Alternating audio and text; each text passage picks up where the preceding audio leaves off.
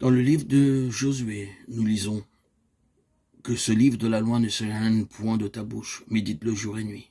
Si Josué vivait vraiment, combien de temps consacrait-il à la lecture des romans? Il est permis de se demander s'il aurait été le vaillant chef d'Israël, les conduisant à la victoire, s'il était nourri de la littérature contemporaine. Il est vain de s'attendre au succès ou à la victoire sur le champ de bataille spirituel, à moins qu'on ne soit préparé à prendre la parole de Dieu comme seule et unique autorité. Il faut être décidé à lui obéir implicitement, sans transiger. Nous ne devons nous détourner de la parole de Dieu ni à droite ni à gauche, même dans une infime mesure. Assurons-nous de ce que déclare le livre de Dieu. Et tenons-nous à ces déclarations sans questionner ou raisonner. Alors Dieu sera avec nous.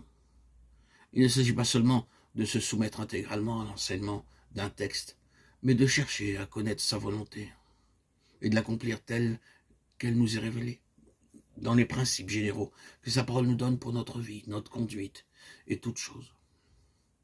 Ne t'ai-je point donné cet ordre? Fortifie-toi et prends courage, ne t'effraie point et ne t'épouvante point, car l'Éternel ton Dieu est avec toi. Josué 1,8. Ces paroles de l'Éternel nous révèlent ainsi que le fait qu'il est là, présent avec nous, est intimement lié avec ses résultats. Courage et intrépidité indispensables à la victoire. Être fortifié par la parole de Dieu jour et nuit, à tel point qu'on perde de vue l'homme et la crainte qu'on a de lui. Voilà le grand remède pour être affranchi de tout découragement et de toute terreur devant la puissance de l'ennemi.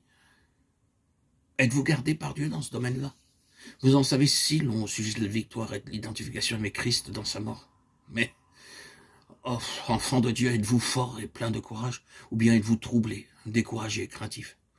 Voulez-vous permettre à Dieu de chasser toute crainte de votre cœur et aller de l'avant en méditant le livre jour et nuit? Le matin, dès votre réveil, la parole de Dieu se présentera alors avec une nouvelle fraîcheur à votre esprit. À votre coucher, aucune pensée troublante ou angoissante ne vous ravivera le sommeil.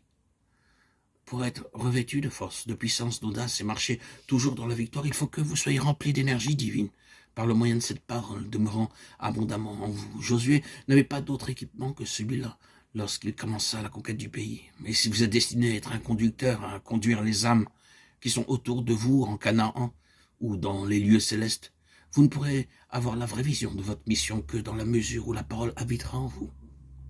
Mais rappelez-vous que les Israélites n'étaient pas tous des Josué. Josué avait sa place à remplir, sa mission à accomplir, le peuple avait la sienne. Si vous essayez d'être un Josué alors que le Seigneur vous destine à n'être qu'une simple unité parmi le peuple, cela ne produira que de la confusion et du désordre. Êtes-vous prêt à admettre que d'autres puissent avoir reçu de Dieu une mission qu'il ne nous a pas confiée?